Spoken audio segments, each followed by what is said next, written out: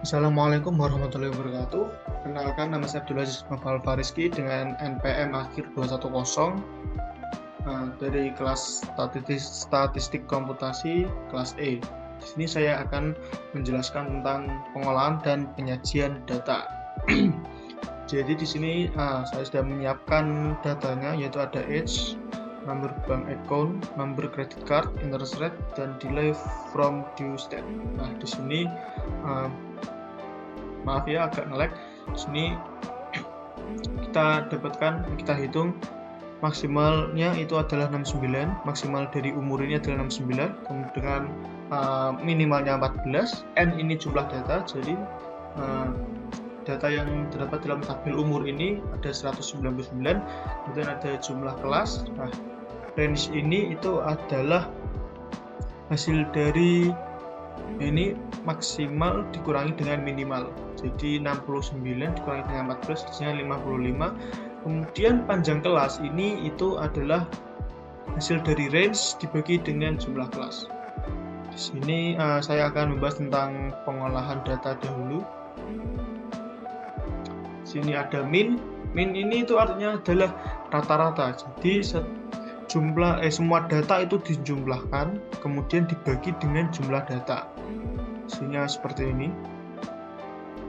Kemudian modus ini adalah data yang paling sering muncul. Nah, singkatnya seperti itu ya. Di sini ada 33, ada 6, ada 5, 17, 8. Nah, median ini itu adalah nilai tengah dari data yang sudah diurutkan. Jadi diurutkan dari yang terkecil ke terbesar. Kemudian ini ada varian atau ragam. Varian atau ragam itu adalah setiap data dikurangi dengan rata-rata, kemudian hasilnya dibagi dengan hasilnya dikuadratkan dahulu. Hasilnya tadi ya, hasil setiap data dikurangi dengan rata-rata, kemudian dikuadratkan, setelah itu dijumlahkan. Nah, setelah itu hasilnya dibagi dengan jumlah data. Terus jadi hasilnya seperti ini. Kemudian ada standar deviasi, atau biasanya itu simpangan baku, itu adalah akar kuadrat dari varian ini. Untuk di sini terdapat perhitungan manualnya, yaitu ini xi min x. Ada dua tabel. Di sini saya pakai tabel H ya. Pilih salah satu. Nah, ini jumlah datanya ada 199, minnya segini. Kita pakai rumus sum, dan ini jumlah pakai sum. Ini ada varian. Jadi itu jumlah data dibagi dengan 200 bagi dengan ini.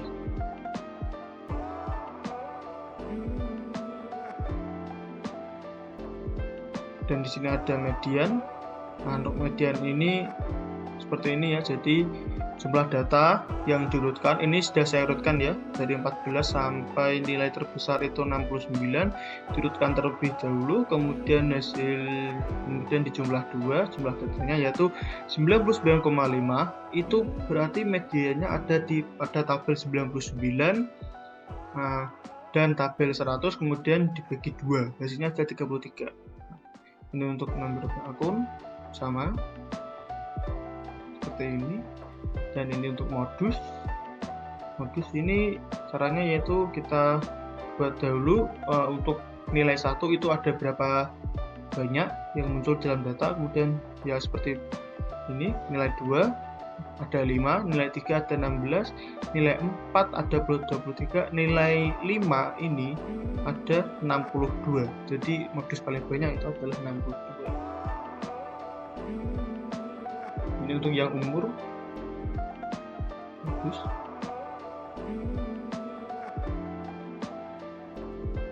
Ini ya. Jadi kita cari dahulu nilai terkecil sampai terbesarnya, kemudian dicari jumlah datanya. Misalnya ini ya, jumlah data min 1 kan dalam tabel ini ada 2, yaitu min 1 ini 1, 2, kemudian tinggal kita cari semua, nanti ketemu modusnya paling banyak. Modusnya di sini adalah 8 karena muncul sebanyak 15 kali. Setelah itu saya akan menjelaskan tentang penyajian data sini ya. Jadi ada tabel distribusi frekuensi, tabel distribusi frekuensi kurang dari, tabel distribusi frekuensi lebih dari, tabel distribusi frekuensi relatif, frekuensi kumulatif relatif kurang dari, frekuensi kumulatif relatif lebih dari. Nah, ini untuk tabel distribusi frekuensi ini adalah penyusunan data ke dalam kelas tertentu atau pengelompokan data. Di sini ada interval, jadi maksudnya ini interval umur 14 sampai 20 ya, seperti ini. Frekuensi ini jumlah datanya. Jadi jumlah data dalam rentang umur 14 sampai 20 itu ada 25. Ini tabel distribusi frekuensi. Kemudian ini untuk grafik histogram dan grafik objeknya ada di sebelah sini. Setelah itu ada tabel distribusi frekuensi kurang dari. Jadi ya, ini frekuensi ini 53 dapat dari mana, yaitu 25, yaitu frekuensi dari interval pertama ini ditambah dengan frekuensi dari interval kedua, hasilnya 53. 106 ini dapat dari mana, yaitu 53 ditambah dengan frekuensi dari interval ketiga yang ini 28 sampai 34, hasilnya 106. Begitu seterusnya, pasti hasil akhirnya itu adalah jumlah data, yaitu 199 itu sendiri. Kemudian ada tabel distribusi frekuensi. Ini itu yang pertama itu adalah jumlah datanya. Ini 174 dapat dari mana, itu adalah 199 ini jumlah data dikurangi dengan frekuensi dari interval yang pertama ini. Jadi 199 dikurangi 25, hasilnya adalah 174.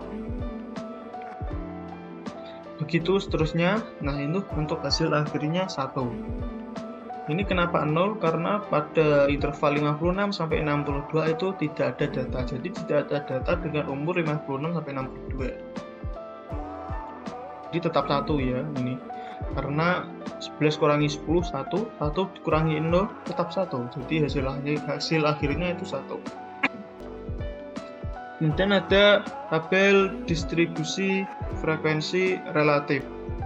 Distribusi frekuensi relatif ini adalah perbandingan frekuensi masing-masing kelas dengan jumlah frekuensi seluruhnya dan dinyatakan dalam persen. Nah, ini persen ya, saya lupa sebentar.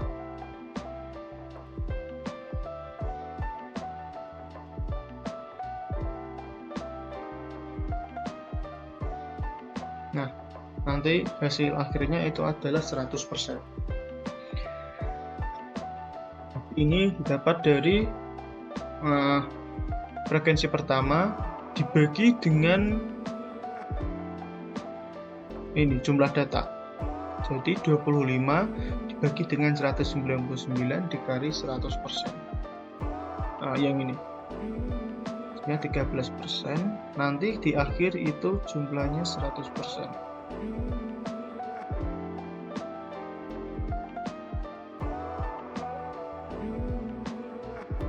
Itu ada tabel distribusi frekuensi kumulatif relatif kurang dari ya. Jadi ini untuk frekuensi relatif kumulatif adalah jumlah frekuensi relatif dengan menggunakan persentase.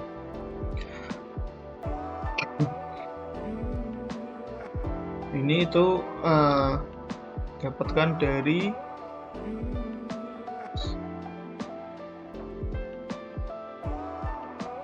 jadi kita balik ke tabel yang ini dulu, distribusi frekuensi kurang dari yang P16 ini yang pertama,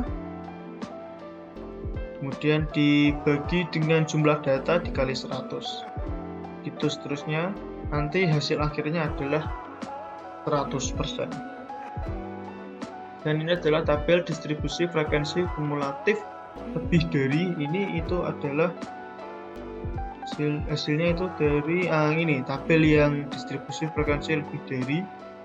Jadi untuk mendapatkan hasil ini kita akan menggunakan tabel yang sebelumnya, yaitu tabel distribusi frekuensi lebih dari.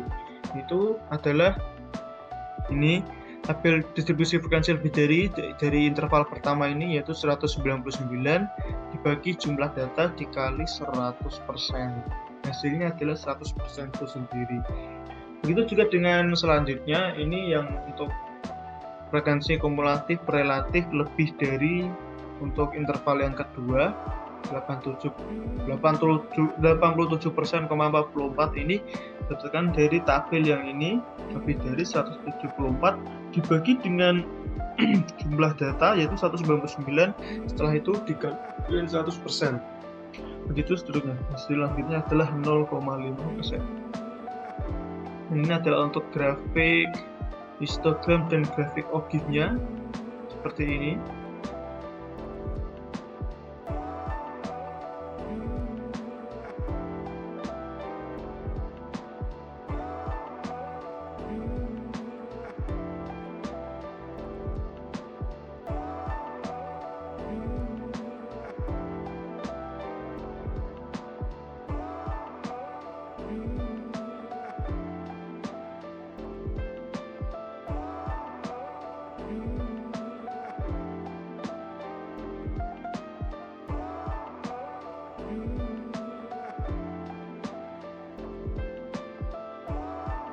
Sekian yang bisa saya sampaikan. Apabila ada salah kata mohon dimaafkan. Wassalamualaikum warahmatullahi wabarakatuh.